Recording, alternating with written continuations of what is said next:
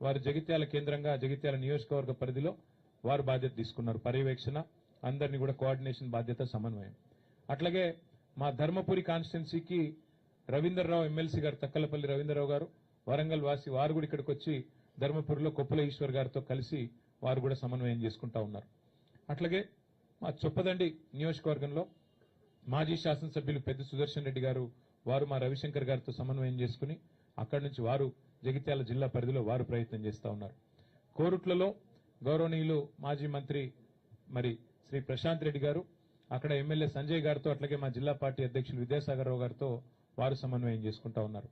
వేములవాడ అక్కడ మా పెద్దలు లక్ష్మీ నరసింహారావు గారితో మాజీ పార్లమెంట్ సభ్యులు తమ్ముడు బాల్కా సుమన్ గారు వారు అక్కడ బాధ్యత తీసుకున్నారు. ఈ రకంగా పార్టీ నాయకత్వం మొత్తం కూడా సమిష్టిగా పనిచేస్తున్నది. ప్రాంగణంలో ఇక్కడ బాలమల్లు గారు, శ్రీనివాసరెడ్డి గారు ఉన్నారు. సమిష్టిగా జీవన్ రెడ్డి గారి మరి చేరికను స్వాగతిస్తూ జగిత్యాల రైతాంగం గాని, జగిత్యాల ప్రజానికం గాని బ్రహ్మాండంగా మరి కదిలి వచ్చే పరిస్థితి కనబడతా ఉన్నది. ఏర్పాట్లు కూడా బాగా ఘనంగా జరుగుతా ఉన్నాయి. ఎండల్ని కూడా దృష్టిలో పెట్టుకుని అన్ని ఏర్పాట్లు చేస్తా ఉన్నాం. దాదాపుగా ఒక 3 లక్షల మంచినీళ్ల బాటిల్ కూడా తెప్పిస్తా ఉన్నాం. ఒక 2 లక్షల మజ్జిగ ప్యాకెట్లు కూడా తెప్పిస్తా ఉన్నాం. ఇవన్నీ కూడా ఎందుకంటే సాయంకాలం సభ అయినప్పటికీ కూడా కేసీఆర్ గారు దాదాపుగా 5:30 గంటలకు ఇక్కడ చేరుకుంటారు. ఎండ చల్లబడ్డ తర్వాతనే సభ ప్రారంభమవుతుంది. 5:30 గంటలకి కేసీఆర్ గారు ఇక్కడ చేరుకుంటారు. చేరుకున్న తర్వాత 5-5:30 మధ్యలో చేరుకుంటారు. ఆ తర్వాత సభ ఒక గంటంబావు సేపు సభ జరుగుతుంది. దయచేసి పాత్రికేయ మిత్రులతో కూడా నా ప్రార్థన, మొన్న మీకు కొంత అసౌకర్యమైంది, మమ్మల్ని మన్నించండి. ఒక సోదరుడికి కాలుకు ఫ్రాక్చర్ కూడా అయింది. అట్లాగే కొన్ని కెమెరా ట్రైపాడ్లు కూడా ఇరిగినాయని చెప్పారు.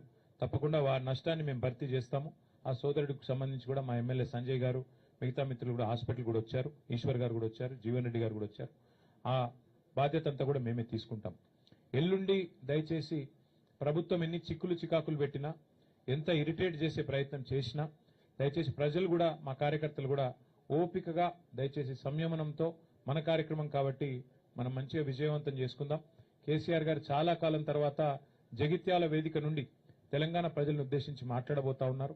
ఆయన ఏం మాట్లాడతారో వినాలని చెప్పి తెలంగాణ రైతులు, తెలంగాణ ఆడబిడ్డలు, తెలంగాణలోని మా విద్యార్థి తమ్ముళ్ళు, మా యువకులు, అట్లాగే పెద్ద మనుషులు అందరూ ఎదురు చూస్తా ఉన్నారు.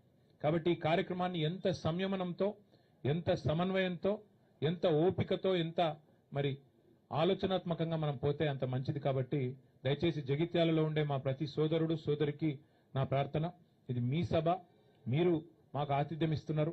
కాబట్టి దయచేసి ఈ కార్యక్రమాన్ని విజయవంతం చేసే దిశగా అవసరమైతే జగిత్యాల కార్యకర్తలు ఒక మెట్టు దిగి చూస్తా ఉన్నా. నేను కూడా మొన్నటి నుంచి, మొదటిసారి మొన్న వచ్చినప్పుడు ఇప్పుడు కూడా మా రమణన్న, మా వసంతమ్మ వాళ్ళు కూడా మరి జీవన్ రెడ్డి గారి చేరికను స్వాగతిస్తూ అవసరమైతే ఒక వరుస మేము ఎన్నుకోండి, కొత్త వాళ్ళు వస్తున్నప్పుడు మేము ఆహ్వానించాలనే ఒక సంస్కారాన్ని, ఒక గౌరవాన్ని వారు ఇస్తున్నందుకు వారికి కూడా ప్రత్యేకంగా అభినందనలు తెలియజేస్తూ, మా పత్రికా మిత్రులు కూడా చాలా సహకరించారు. మొన్న జరిగిన ఇబ్బందిలో కూడా, ఇంత ఎండలో కూడా మీకు కూడా ప్రత్యేకంగా ధన్యవాదాలు.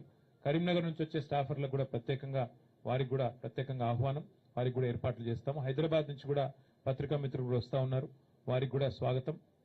అట్లాగే కార్యక్రమం తప్పకుండా మంచి విజయం సాధించాలని ఆకాంక్షిస్తూ, జగిత్యాల నుంచే బీఆర్ఎస్ జయత్రయాత్ర ప్రారంభమైతది. తిరిగి జగిత్యాల నుంచే మళ్లీ పూర్వ వైభవం సాధించడానికి, కేసీఆర్ గారు ముఖ్యమంత్రి కావడానికి జగిత్యాల ప్రజల ఆశీర్వాదంతోనే కదం తొక్కుదామని చెప్పి మీ అందరికీ కూడా విజ్ఞప్తి చేస్తూ థ్యాంక్ యూ.